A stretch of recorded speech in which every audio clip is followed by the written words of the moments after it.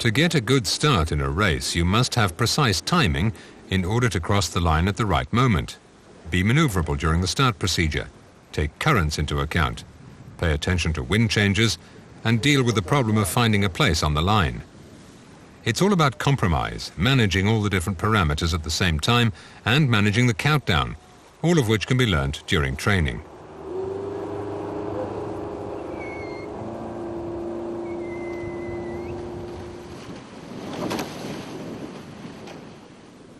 Five minutes before the start, the class flag is hoisted and a sound signal is given. This is the warning signal. At 4 minutes, a second sound signal is given and 1 or 2 flags defining the last-minute rules are hoisted.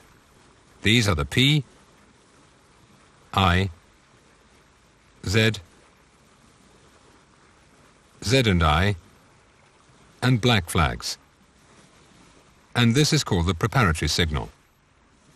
1 minute before the start, the flags are lowered and a third, longer sound signal is given. This is the 1-minute signal. At the start, the class flag is lowered and another signal is sounded. During this procedure, if the P flag is hoisted, you can be over the line and return to the pre-start side before crossing the line again. If the I flag is hoisted, as or with the preparatory signal, and you or your boat have crossed the line even partially during the minute preceding the start, you must go round the committee boat or the buoy end before recrossing the line.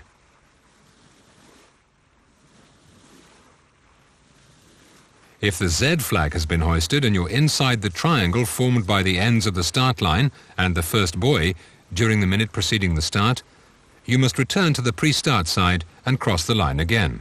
You'll incur a 20% scoring penalty even if the race is restarted, resailed or rescheduled, but not if it's postponed or abandoned. If the black flag has been hoisted before, with or as the preparatory signal, and you're in the triangle formed by the ends of the start line and the first buoy during the minute preceding the start, you'll be disqualified, except if the race is postponed or abandoned before the start signal, which is quite rare. If the I and Z flags have been hoisted with or as the preparatory signal, and you're in the triangle formed by the ends of the line and the first mark during the minute preceding the start, you must round the committee boat or the buoy end before recrossing the line, and you'll incur a 20% scoring penalty.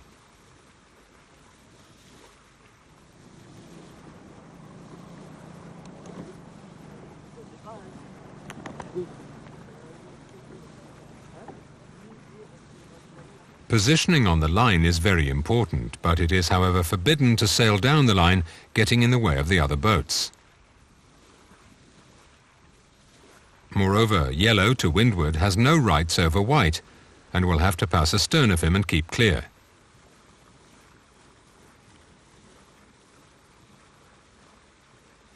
Yellow arriving on port must give way to the white boats. He'll try to position himself at the last minute and take advantage of a space on the line. In general, you must try to keep a space to leeward, even if this means luffing the boat to windward of you, so as to have room to pick up speed in the final seconds.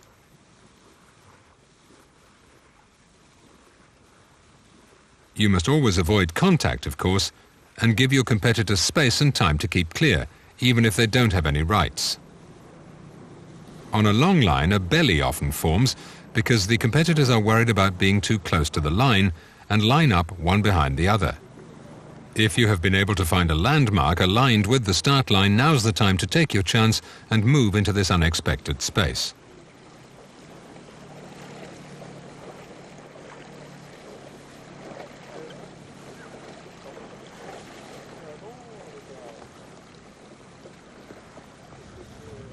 Should you start at the committee boat end or at the buoy end? To work out which end of the line is favorable, the only parameter to be taken into account is the angle between the average wind direction and the bearing of the start line. But what influence does the placing of the first buoy have? Imagine a first case. The line is perpendicular to the wind direction. The buoy is in a central position. In this case, there's no advantage in leaving from either the left or the right. The three catamarans have the same distance to cover. Imagine a second case. The line is perpendicular to the wind direction. The buoy is offset to the left of the course. If we take into account the possible routes to windward, 45 degrees, and we accept that all the boats sail similarly to windward, we can see that A and B have exactly the same distance to cover.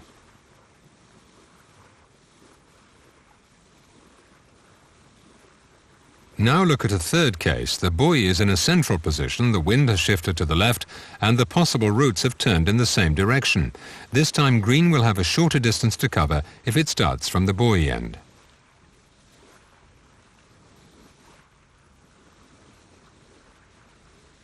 In this fourth case, the buoy is offset to the right of the course, and the wind is blowing from the left side of the line. Even though the buoy appears to be closer to the committee boat, insofar as the possible routes are related to the wind direction with respect to the line, the boat which starts at the buoy end will have the advantage of covering a shorter distance. In conclusion, the deciding factor is the angle between the start line and the wind direction.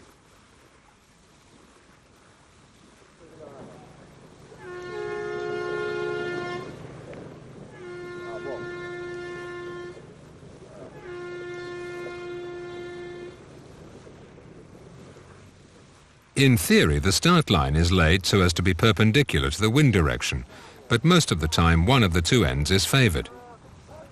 We've seen earlier that the deciding factor when deciding which end of the line to start from is the wind direction with respect to a line perpendicular to the start line. We'll have a look now at how to determine the bearings of the line and the wind direction. First of all, we sail a leg close hauled and note the compass heading. Here it's 335 degrees. We tack and note the new course. Here it's 245 degrees. By taking the average of these values, we obtain the average wind direction, 290 degrees in this case. All that remains is to determine the bearing of the committee boat from the buoy. To do this, sail along their alignment and note the compass heading, in this case 220 degrees.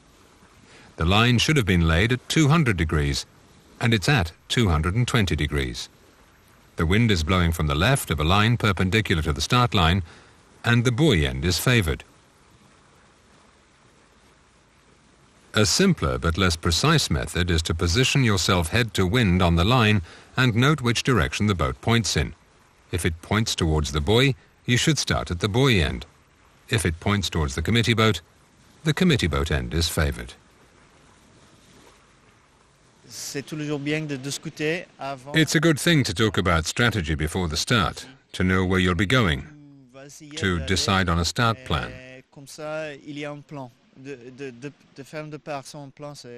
Without a plan, it's very bad. I have a tactic which may not be the best, but if you're in a top-class race, it's important to sail in clear air. Si tu es dans une flotte qui a un autre niveau, c'est important que tu navigues avec l'air clair.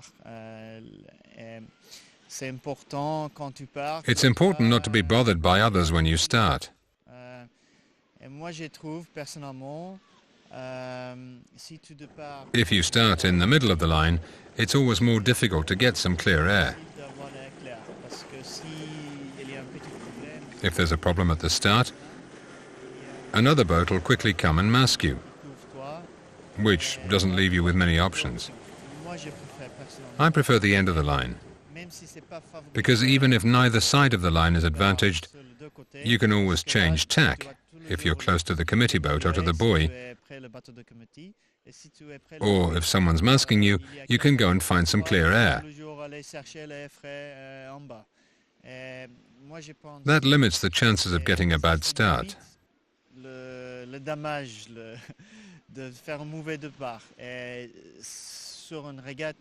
In a regatta with lots of boats, it's better not to take a midline start, even though it could be the perfect start. Someone else might cause you problems. At the center of the line, people generally tend to overestimate the room they have. They think they're too windward in relation to the line. Conversely, at the ends, at the buoy leeward and at the committee boat, it's always fairly tight. You should always have some water leeward to be able to bear away and accelerate, because if you get closed in and have no water leeward, you're almost obliged to head the wind. You lose speed and the boats running downwind very quickly take a 50 to 100 meter lead.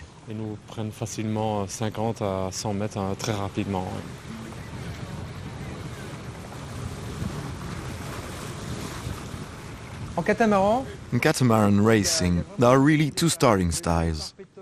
The light wind start and the strong wind start. When there's really no point being on the line, because on the line it can be difficult to get away quickly, especially when it's windy. A lot of parasites come along and get into the free spaces. So really have to be careful of that. Starts are often complicated in a breeze when you're stationary on the line. You have a slight disadvantage compared to boats that get a 5-second running start and cross the line on the gun. But most of all, you suffer from people arriving from nowhere. When someone gets in here and who's already moving, as soon as he overlaps, you don't have right of way, so you can't bear away. The little space you made for yourself to start isn't there anymore. So not only does that hinder you start, you're also next to a guy who's running and who has right of way. So if there are two of you on the trapeze, it's better to control your speed as you approach the start line. And then, when you're still quite far out, not 500 meters, but 40 to 50 meters, you pick your gap, or someone who's in a bad position, and pass just below him. You're in this zone here. When you are here, if the zone is neutral, there's no preference right or left. You put yourself about here during the minutes. If you get going, from here or from here, you can cross here or there with the people in the zone. What you need when you're here, during the minutes, is a period of observation to decide where you will be aiming for. As you get going, the timing between the crewman and the helmsman must be very good. The crewman gives the time constantly, minus 40 seconds, minus 30 seconds, and also the lateral space you have here.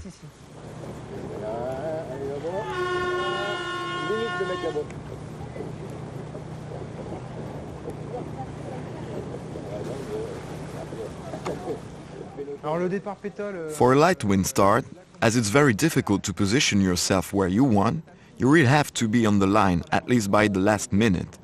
That's a minimum. You know, it will be difficult to move, and during the minutes, you won't be able to get here and here. As the line is long, you have to be in position on the line already. There you can defend your gap, because you can see people coming. It's easier. You must have your place on the line, because when you're in the light wind and there's a wall of boats in front of you, it's very hard to move around behind them. How do you stop altogether? To stop, you turn windward and sheet out your sails. The crewman can really be of help at the start, because the boats aren't usually facing the wind and are therefore still moving.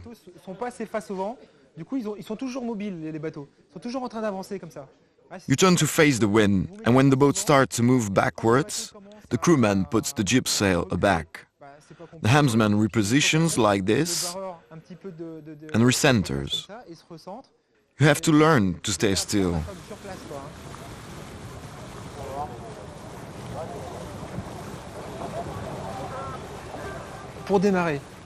At the start, you're on the line. If you stay at 45 degrees, nothing happens. Well, it does, but after some time. At minus 10 seconds, the boat must begin to rotate. That doesn't mean that you bear away on the line. You have to make the boat pivot like this. 9, 8, 7, 5. At 5 you sheet the sails and get going. You must not move forward while orienting the boat. It's not allowed. Being on the line, when there are boats around, is strictly forbidden. You simply orient the boat. To do this, I fully open the Traveller and ease out the mainsail completely. That's the only way to get the boat to turn. You leave the jib sail full and the boat turns automatically. You mustn't do it too early, otherwise, at some point, the boat will start to move forward. You must open completely, get the boat to pivot, put it at 60 degrees, that's enough, and time everything properly. Then we sheet in gradually as we move ahead. At minus 15 seconds, you are set as you would be for beating. You're not moving, you've got your sails all sheeted out, the jib sails flapping a bit and the mainsails limp. At minus 10 seconds, you start this rotation simply by sheeting in the jib sail. Obviously, if there's a force 3 blowing, you're going to start very quickly. If there's force 1, you can start sheeting in at 10 seconds.